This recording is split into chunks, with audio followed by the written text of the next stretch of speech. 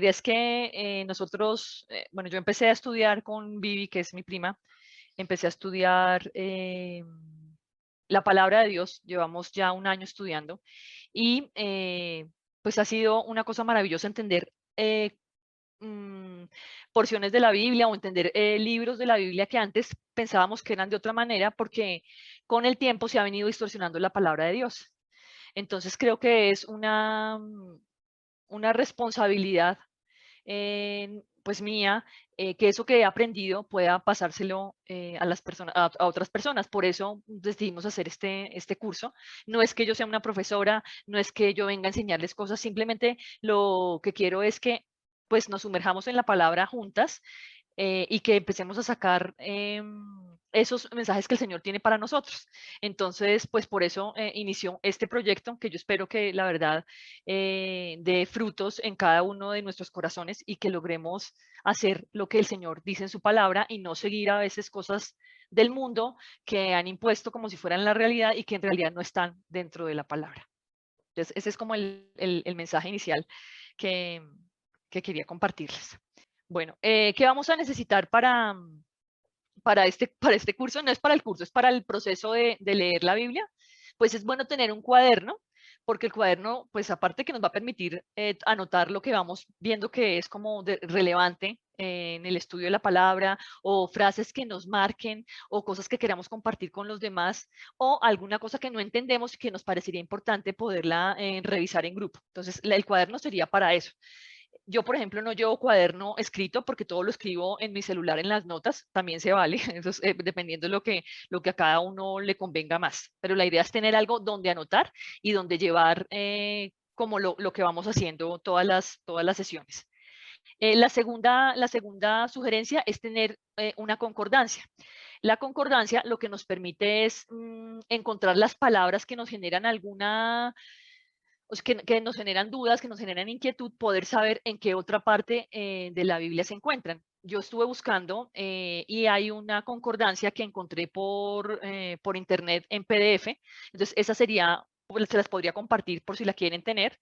Y lo que nos permite es ver en dónde está, en qué posición está la palabra en la Biblia, cuántas veces está repetida. Entonces, es como para aclarar más cuando tengamos alguna inquietud. Y la tercera es la Biblia, obviamente, una buena traducción. La buena traducción hace referencia a que actualmente pues hay muchísimas traducciones de la Biblia que han ido perdiendo la esencia de la palabra porque han sido tomadas de traducciones o de personas que decidieron que en su traducción iban a quitar partes de las palabras, que iban a quitar partes del texto, que los iban a cambiar para que se entendiera mejor en una época y lo que hicieron fue romper como esa estructura que tenía la palabra inicialmente.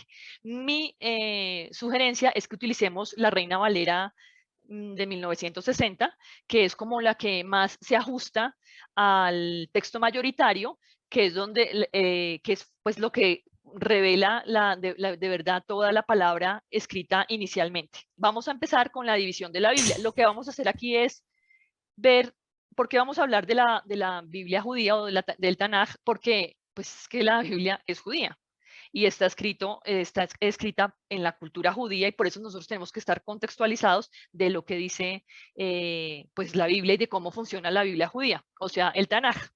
El Tanaj está dividido primero en la Torá. Entonces aquí está. La Torá tiene 5 libros, que son los 5 libros escritos por Moisés, que son Bereshit, o en el principio, que es el Génesis. Shemot, que es el Éxodo y significa nombres.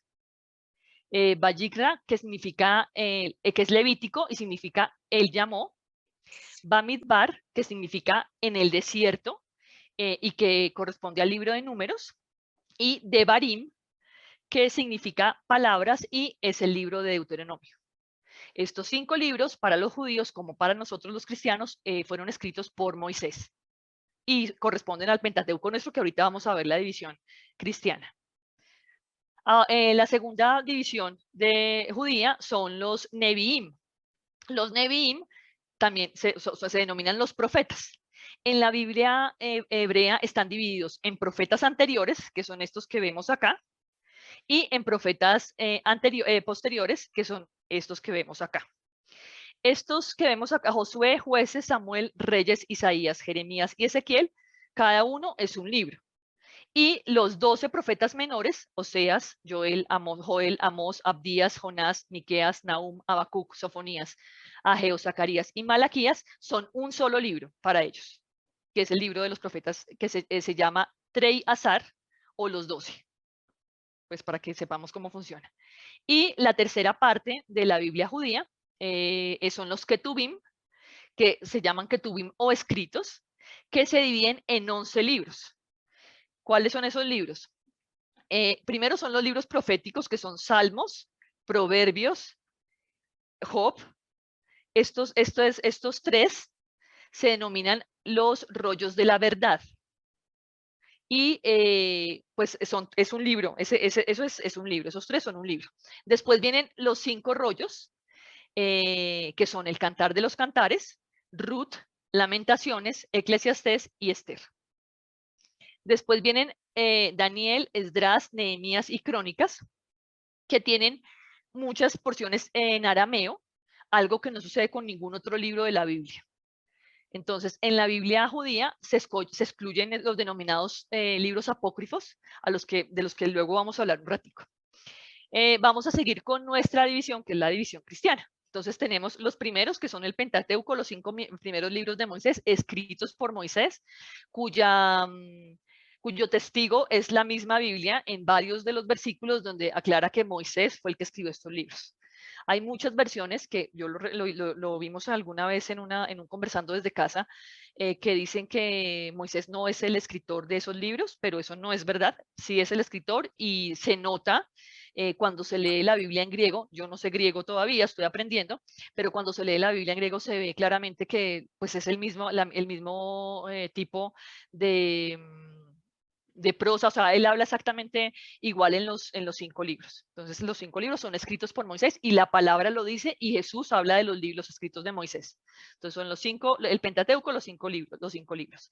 Después vienen los libros históricos, que son Josué, Jueces, Ruth, Primera y Segunda de Samuel, Primera y Segunda de Crónicas, Esdras, Nehemías y Esther. Después vienen los libros poéticos, pues que como su nombre lo indica, tienen unas cosas hermosas de poesía, que son Job y Salmos. En cuarto lugar están los libros sapienciales o de sabiduría, que son Proverbios, Eclesiastés y Cantar de los Cantares. Aunque muchos consideran que el Cantar de los Cantares también podría ser parte de poesía, podría estar dentro de la categoría de poesía. El quinto son los profetas mayores, que son Isaías, Jeremías, Lamentaciones, que es de Jeremías, Ezequiel y Daniel.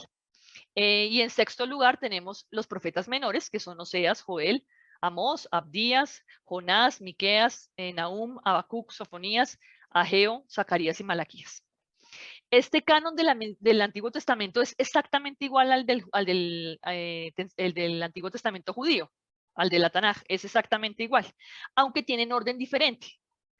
Este es el seguido por las iglesias cristianas. La Iglesia Católica ha añadido unos libros que son los libros apócrifos.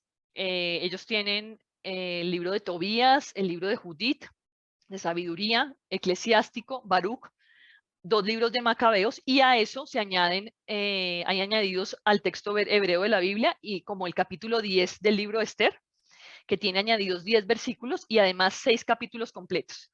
Y el capítulo 3 del profeta Daniel, que tiene añadidos 66 versículos, desde el 24 hasta el 90. Y además los capítulos completos, además 2 capítulos completos, el 13 y el 14, que cuentan con unas leyendas que son la leyenda de Susana y Beli el dragón. Esa división de la Biblia ha cambiado durante la historia, ha cambiado porque en la iglesia, dependiendo de los concilios, en la iglesia católica pues sacaba y metía libros, pero pues definitivamente estos libros, los mismos libros lo dicen, contienen primero errores históricos, segundo, reconocen que presentan inconsistencias y que le piden al lector que perdone si haya algún error. Si fuera palabra inspirada por Dios, pues definitivamente no iba a decir eso, porque en ninguna parte de la palabra encontramos eso. Entonces, esa es la división de la Biblia. Lo más bonito de esto es que nunca ningún judío tampoco aceptó que esos libros pues hicieran parte del canon de los judíos, a pesar de todo el tiempo que ha pasado. Vamos a ver ahora cómo es el Nuevo Testamento. Pues obviamente el Nuevo Testamento los judíos todavía piensan que Jesús no ha venido, que el Mesías no ha venido, para ellos Jesús no es el Mesías, entonces vamos a referirnos solamente a la Biblia católica, a la Biblia cristiana. ¿Cuáles son las características de ese Nuevo Testamento? Entonces, pues esa tiene una extensión muchísimo más sencilla que el Antiguo Testamento. En realidad debería llamarse Nuevo Pacto, ya que ese nombre deriva de Jeremías 31:31.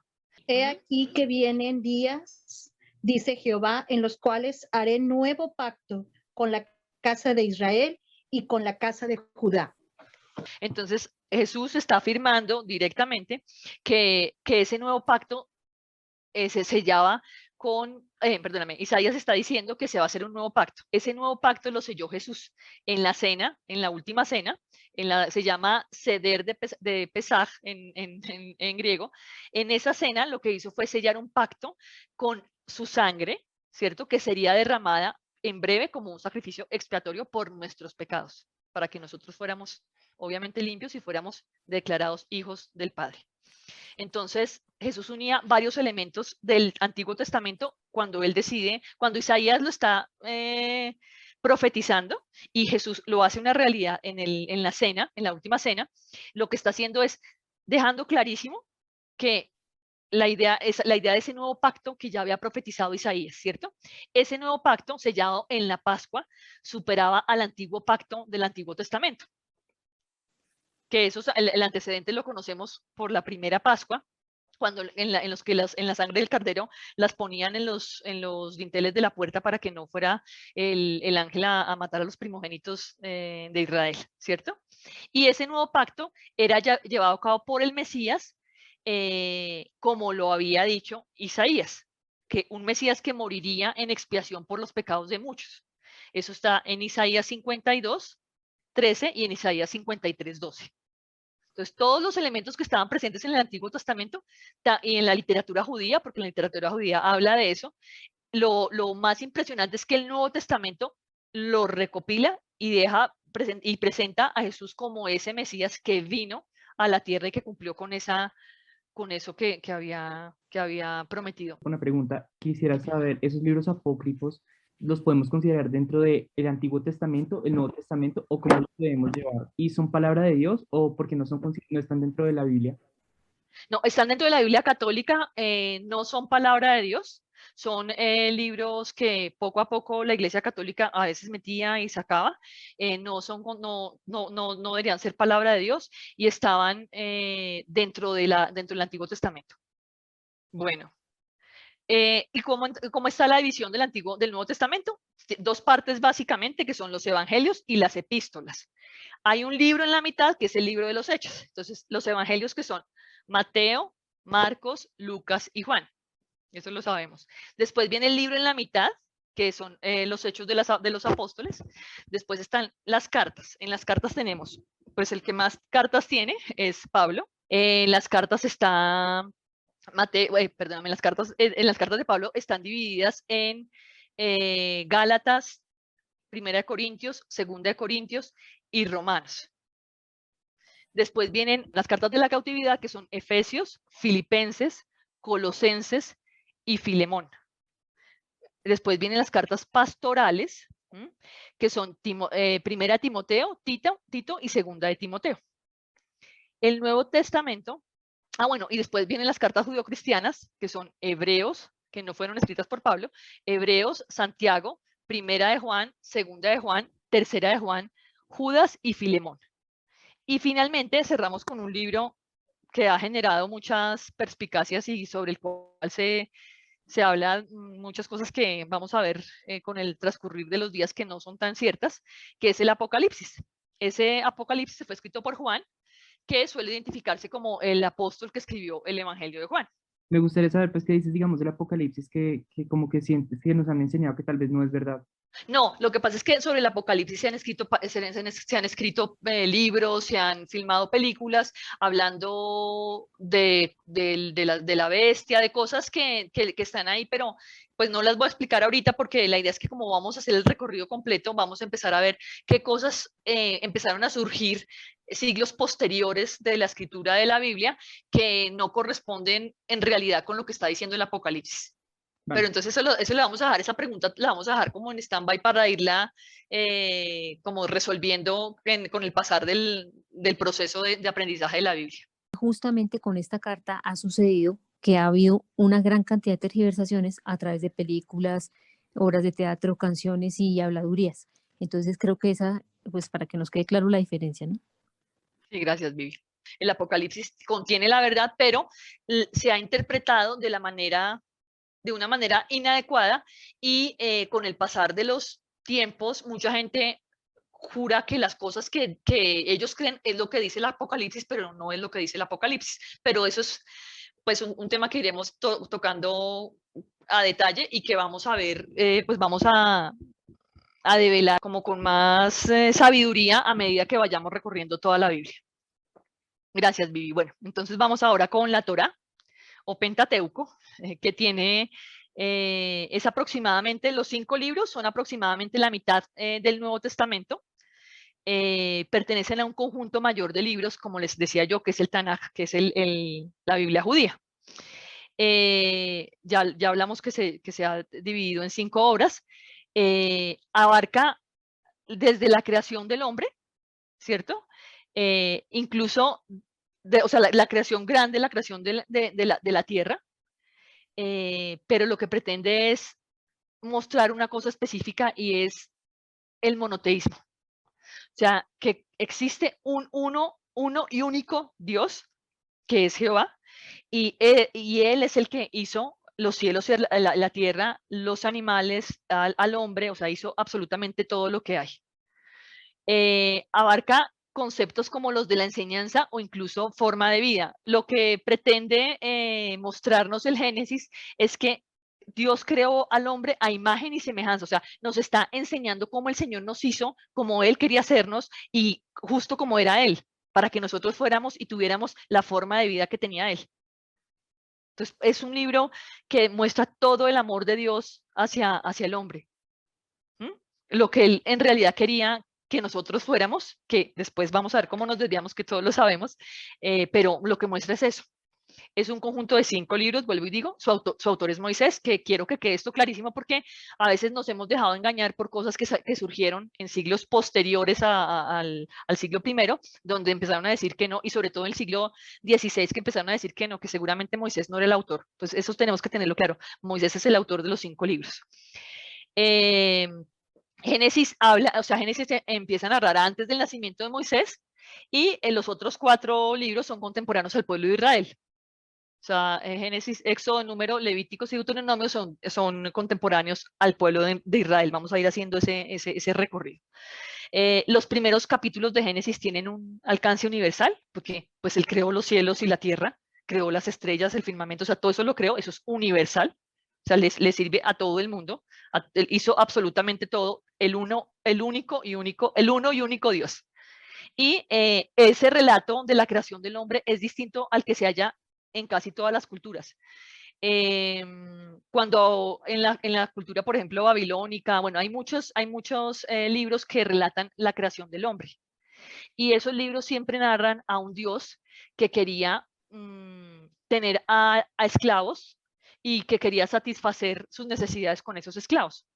Y cuando esos esclavos dejan de servir o cuando esos esclavos ya no son suficientes, decide acabar con la tierra y acabar con ese hombre o esclavizarlo aún más. El libro, lo que nos muestra Génesis es que el Señor nos hizo a imagen y semejanza de Él para que fuéramos perfectos como Él.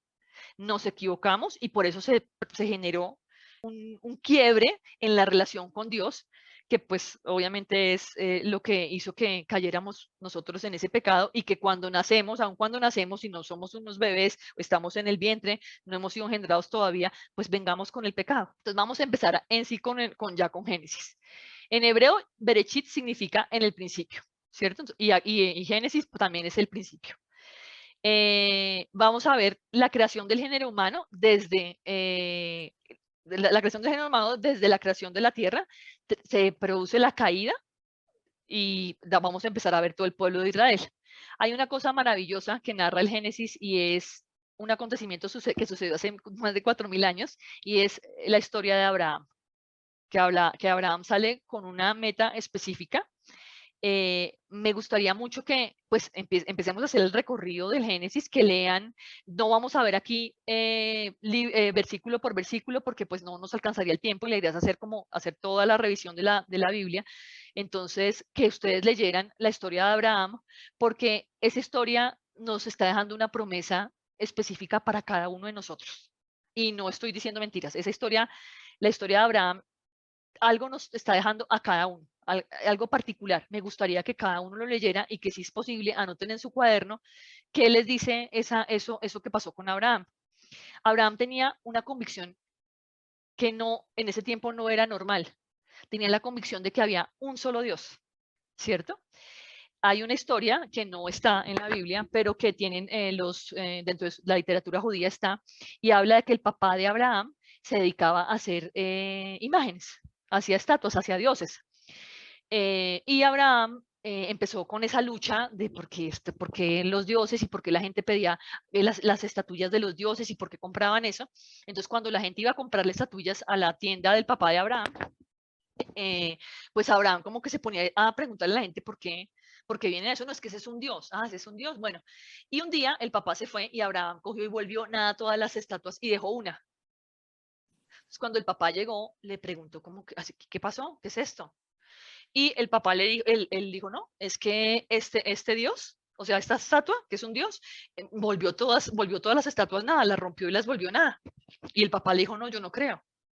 Entonces le dijo, ¿por qué si tú no, o sea, cómo así que no crees si es un dios? Entonces dijo, no, es que tiene ojos y no ve, o sea, no es un dios. No era un dios. O sea, lo que le estaba demostrando a Abraham, que me parece precioso, es que a su papá, es que no, esas estatuas no eran nada, no significaban nada. Esa idea revolucionaria de Abraham en esa época cambió nuestra vida, cambió la vida de las personas desde ese momento hasta el día de hoy, hasta la actualidad.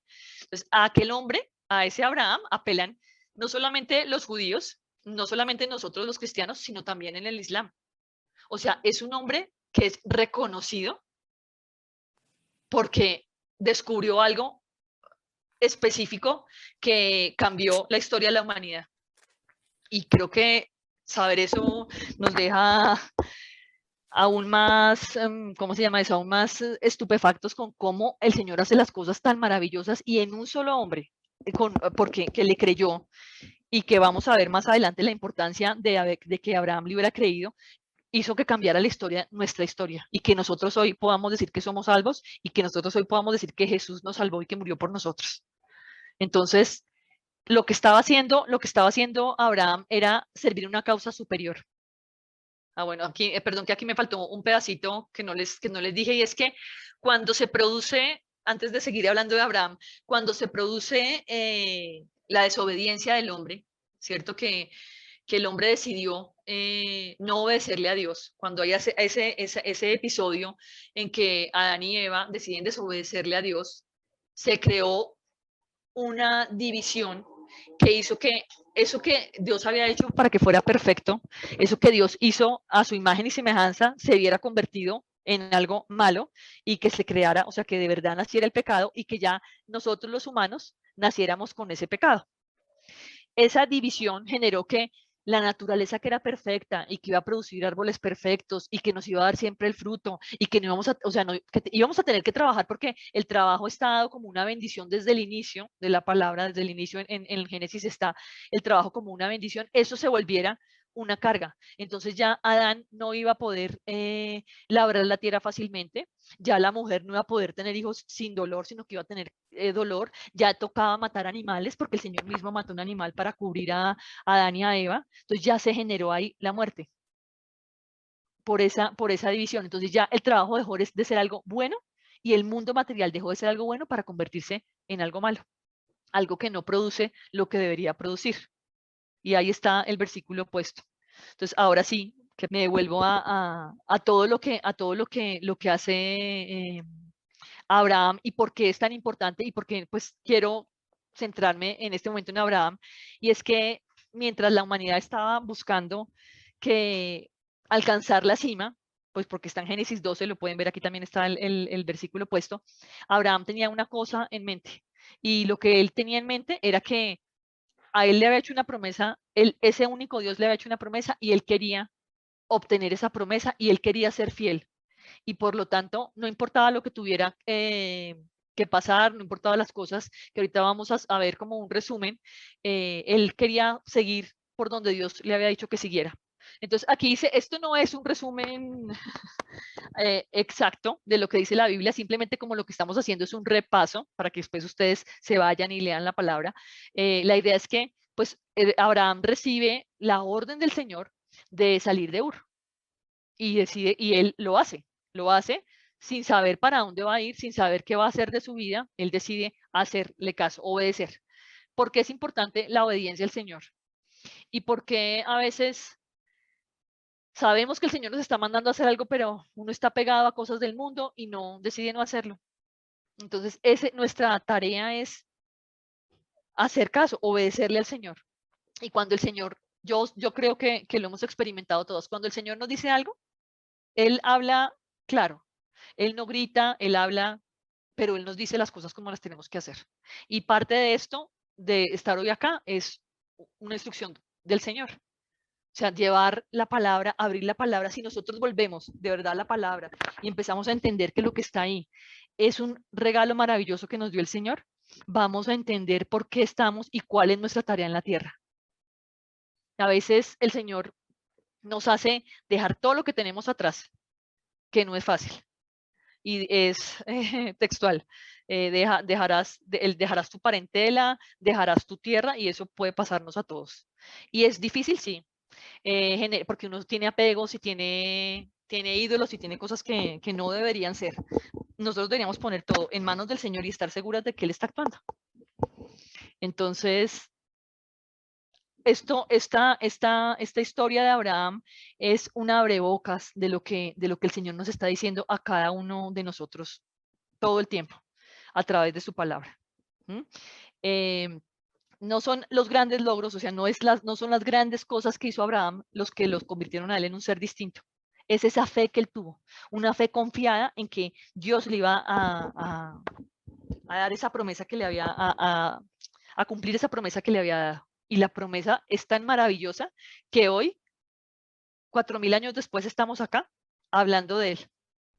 Y lo conocemos, y lo conocen todas las demás religiones. Entonces esto no es de gratis. Si el Señor nos dice algo, es porque el Señor lo ha puesto en nuestro corazón y nosotros tenemos que obedecerle y tenemos que hacer lo que el Señor quiere que nosotros hagamos. Una cosa que aquí está con lo de Agar y Sara, y es que esa fue una manchita que tuvo Abraham en su proceder.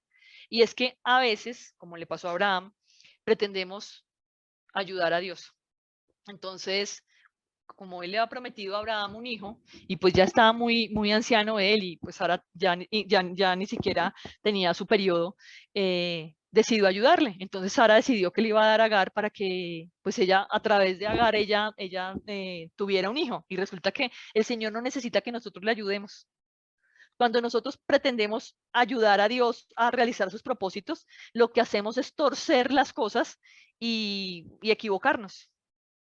Entonces, es muy importante por eso les digo que esa historia nos deja muchísimas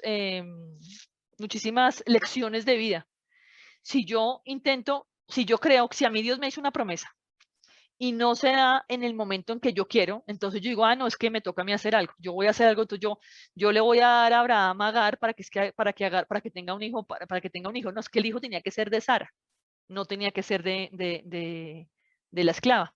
Entonces, el Señor cumple lo que promete y finalmente nace Isaac, un hijo de Sara, y ese es el cumplimiento de la promesa para Abraham.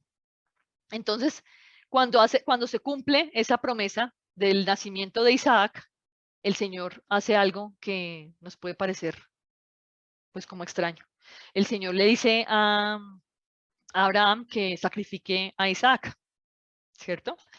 Entonces, pues uno dice, ¿cómo así? Ya está la promesa, ya tiene a su hijo, ya sus ilusiones fueron cumplidas, ya él ha seguido durante años siendo fiel, pero recibe esa instrucción que es dura, que no me imagino qué sentirá un padre que alguien le diga que tiene que matar a su hijo. Y pues es simplemente esa promesa que le ha hecho el Señor. Entonces, ¿cómo así? Entonces, ¿por qué me prometió el Señor esto? Entonces, ese acto que iba a hacer Isaac no solo significaba la pérdida de su hijo, sino la eliminación de todo aquello que le daba sentido a su vida. O sea, él había tenido una juventud, había tenido una vejez, había tenido una promesa y estaba confiado en esa promesa. La promesa se hace realidad, pero el Señor le dice, no, esa promesa elimínela. Eso que es, ya no es. Entonces, pues es sobrecogedor ver cómo Abraham lo acepta. Con el corazón destrozado se va y no levanta la vista durante semanas, camina con Isaac y lo lleva para hacer lo que el Señor le ha pedido. Entonces, no significa que eso es solo un canto a la obediencia, sino también a la confianza, porque Abraham sabe que el Señor le prometió eso. Y si el Señor le está diciendo que le sacrifique, es por algo. Entonces, como el Señor le está pidiendo que renuncie a eso que deseó, a eso que ama desde el momento en que se lo prometió, y Abraham lo que hace es aceptarlo con la cabeza abajo, dice lo voy a hacer, y cuando lo va a hacer, pues obviamente el Señor le dice no lo haga. Él no lo haga, y por eso pues Abraham es el padre de la fe, porque Abraham a pesar de todo siempre creyó. Y eso también es otra lección para nosotros. ¿Hasta qué punto nosotros somos capaces de dejar las cosas que nos parecen que son buenas porque el Señor nos da la instrucción? Entonces, cuando finalmente Abraham se muere, después de que sepulta a Sara, y está convencido ya que todos sus sueños están ahí, ya muere bien, empieza en el relato, en el Génesis de Isaac, de la historia de Isaac. La historia de Isaac es un poquito pues, más gris, o sea, es un poquito menos especial que la historia de Abraham, porque Isaac pues tiene algunas cositas ahí. Isaac, o sea, no deja, no es muy, no es algo así como un personaje que se vea que es o sea, que tiene algunas, que tiene algo que lo que diga uno es Isaac, no. En la Biblia, una cosa maravillosa que pasa es que los humanos son como somos los humanos. Los humanos en la Biblia no son personas que todo el tiempo son perfectos, que todo el tiempo, nunca se equivocan, que lo que dicen lo cumplen, no. Siempre somos imperfectos, igual que en la Biblia. Entonces, cada una de las personas, de las figuras que aparece en la Biblia, de los personajes bíblicos, tienen alguna cosa que no los deja ser perfectos, porque no hay sino uno perfecto y ya sabemos quién es. Entonces, es súper importante que nosotros sepamos que cuando nosotros estamos leyendo la Biblia, o que cuando la gente dice que es que el cristiano tiene que ser perfecto, o que es que o que yo me voy a ganar la salvación porque yo soy perfecto, no hay nadie perfecto. Siempre tenemos algo malo. Siempre estamos haciendo cosas que al Señor no le agradan, pero Él decidió perdonarnos. Y Él decidió, como perdonó la vida de Isaac, Él decidió perdonarnos a nosotros. Entonces, eso es hermoso porque además descubrimos que las cosas suceden por algo y que ese algo es algo que ha puesto el Señor y que hace que nosotros estemos haciendo las cosas como Él quiere que las hagamos, porque no se mueve una hoja si el Señor no permite que se mueva. Entonces, después de Isaac, pues nacen los dos hijos que son Jacob y Esaú. Jacob y Esaú, pues ya sabemos que eran mellizos, aquí dice que gemelos, pero son mellizos, que Esaú vendió su progenitura, por su primogenitura, perdón, por un plato de lentejas. También sabemos que la promesa que iba a hacer para Esaú la tomó Jacob por medio de mentiras. Y en el camino, o sea, después de que ya es grande, después de que se va, el Señor empieza a confirmarle que Él está dispuesto a acompañarlo, pero va a tener una vida bastante dura. O sea, la vida de Jacob no va a ser fácil. ¿Qué le pasa a Jacob? Va a estar sometido primero la explotación por parte de un pariente que le engaña para obligarle a que contraiga matrimonio, no con la mujer que la amaba, que era Raquel, ¿cierto? Sino con con la hija mayor, que era Lía. Adicionalmente, tiene que servir 14 años con Labán, que es el personaje del que estamos hablando. Al final se consigue casar con Raquel. Después de todo se podrá ir de allá, queda con muchas ovejas, bueno, con todas, se va con sus hijos, con su familia, y se reconcilia con Esaú, ¿cierto? Después Jacob ya se convierte en el patriarca de Israel, aunque ese logro le costó que la cogiera. Si nos acordamos, él tuvo que luchar con el ángel de Jehová, y él le deja una cojera para siempre, que a veces le puede pasar a uno en la vida, y es que pues el Señor le trae algo que le va a dejar a uno recordar todos los días que eso que tiene es porque el Señor así lo quiso. Entonces a veces pensamos que es que el Señor, ¿por qué hace esto? Señor, ¿por qué me está haciendo esto? Si yo soy tan buena, si yo soy perfecta, porque el Señor viene a hacerme esto. No, es que todo pasa como el Señor lo tiene estipulado, y pues esa cojera se la dejó como recordatorio de que el Señor estaba con él. El Señor estaba con él, y él estaba para recordarle siempre que ahí estaba. Entonces, como en el caso de Abraham, Jacob experimentó pruebas terribles en los últimos años de su vida. Su hija Dina es violada y tiene sus 2 hijos, tienen unas actitudes violentas y vengativas. La idea es que ustedes lean la historia, yo sé que todas seguramente ya la han leído, pero lo que digo es, hagamos la lectura vista desde cuál es el mensaje que el Señor me está enviando directamente a mí cuando yo leo esos versículos, ¿sí? Y también le pone la prueba grandísima, que es la pérdida de José, que era su hijo predilecto, que todos sabemos que su esposa no podía tener hijos, y que al final pues le dio a José, después le da a Benjamín, pero pues José era el hijo predilecto, y como sus hermanos lo sabían, sentían un poquito de envidia. Entonces, vamos a hablar un poquito de José. Aquí pues pusimos 3 versículos de la historia de José. Yo creo que la historia de José nos deja muchas lecciones a nosotros, y nos permite ver cómo es el Señor de perfecto, y cómo nosotros debemos esperar con tranquilidad que las cosas que el Señor nos ha prometido van a venir. La primera desgracia es que sus hermanos, como le tienen envidia, como lo aborrecen, porque su papá es el predilecto de su papá, y la envidia pues siempre ha existido. Entonces ellos deciden que primero deciden que lo van a matar, ¿no? Pero al final se arrepienten y lo venden.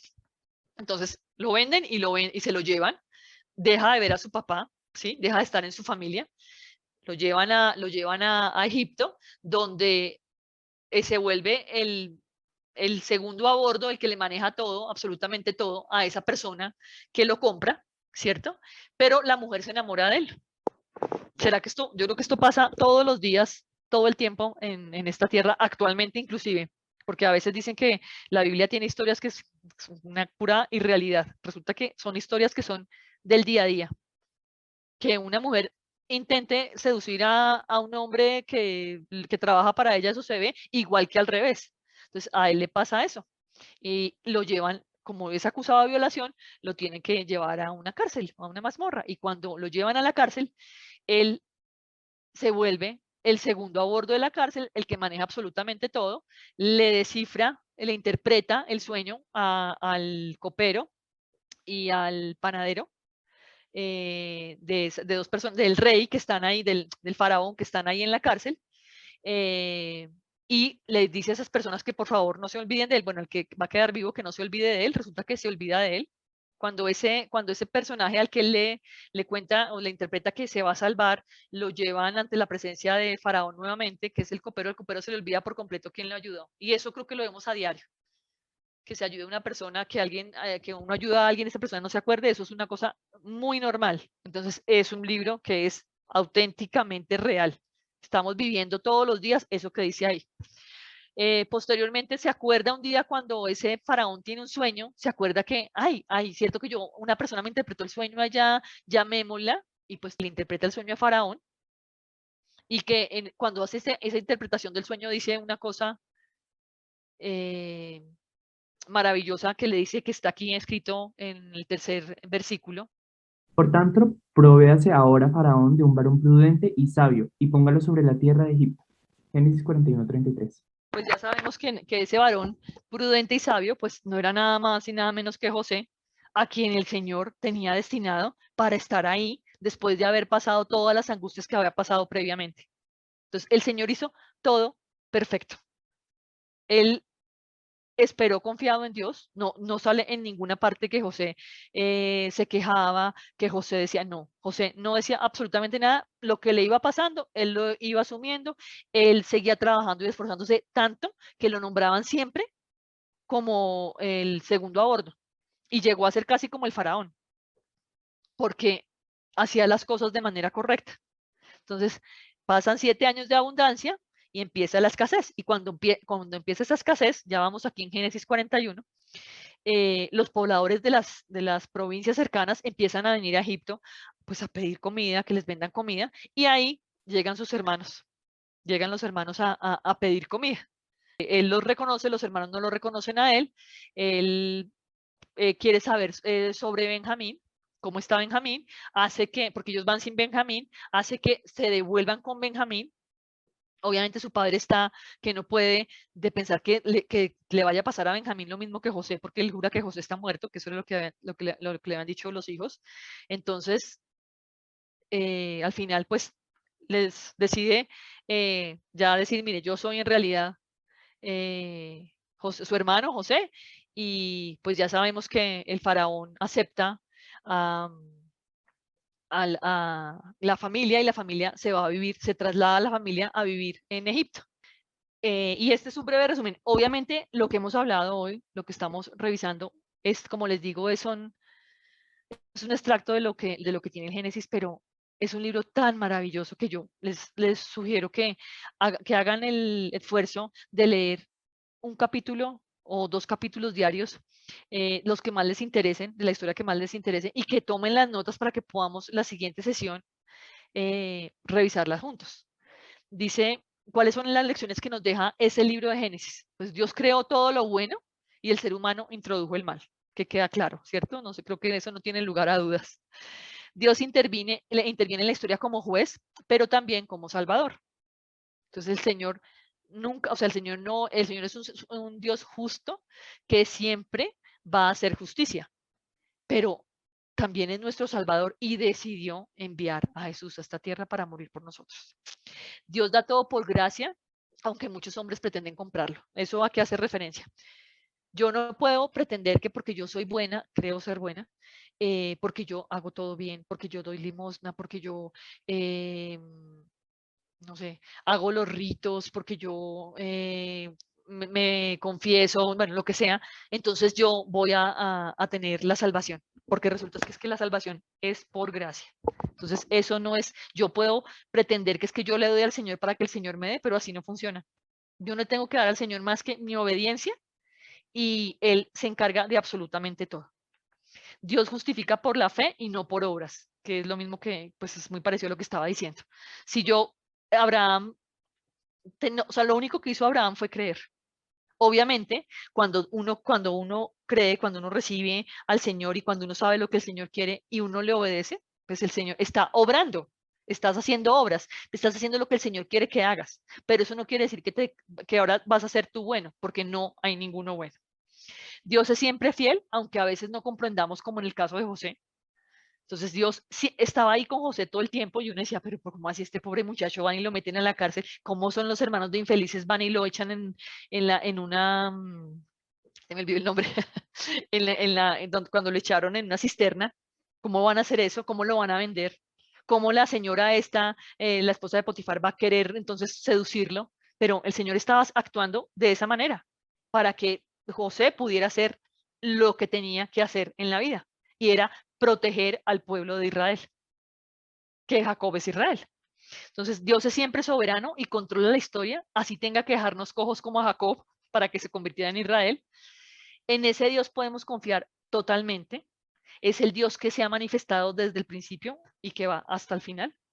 Y ese Dios nos está llamando hoy y todos los días de nuestra vida a disfrutar de esa gracia y de su amor.